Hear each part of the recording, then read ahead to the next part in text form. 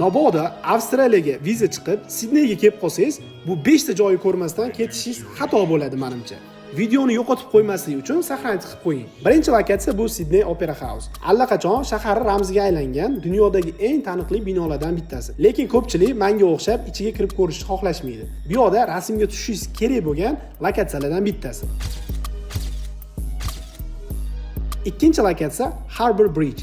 Bu ko'prikdan piyoda yurish va shaharni tepadan tomosha qilish uchun ideal joy. Uchinchisi Bondi Beach. Dunyodagi eng mashhur plyajlardan bittasi. Agar Sidneyda bo'lsangiz, Bondayda quyosh botishini ko'rishingiz shart. To'rtinchi lokatsiya Darling Harbour. Bu yerda restoranlar, kafelar, oilaviy ko'ngilochar joylar bor. Kechqurun ayniqsa chiroyli bo'ladi. Beshinchi lokatsiya The Rocks. Bu yer shaharning eng qadimiy qismi hisoblanadi. Bonus uchun sizga yana bitta lokatsiya bu Blue Mountains. Albatta sayohat qiling, shahardan 1,5 soatlik yo'l va borib ko'rishga arziydi. Ma'lumot foydali bo'lgan bo'lsa, like bosing va sayohat mavzusiga aloqador foydali va qiziqarli kontentlarni ko'rib turish uchun Tripstar kanaliga obuna bo'ling.